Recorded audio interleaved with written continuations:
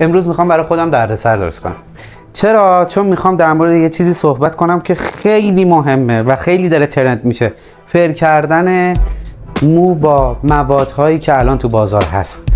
اشتباه ترین حالت ممکنه داره پیش میره و این موادها اصلا خوب نیست. بذارید قبلش توضیح بدم اطلاعاتم از کجاست. ما اومدیم این محصولات رو تهیه کنیم برای فروش و چون ما خودمون یه آکادمی داریم و بچه‌ها اونجا کار انجام میدن، به این نتیجه رسیدن که این مو رو بعد از یه تایمی کاملا خوش میکنه و وز میکنه. بیاین قسمت دوم بهتون میگم چرا. محصولی که مو رو فر میکنه و باعث فرموندن مو میشه تیوگولیک اسید داره. رو پیوندهای دیسولفاتی مو تاثیر مستقیم میذاره. همین باعث میشه سطح کوتیکولی مو 17 روز باز بمونه.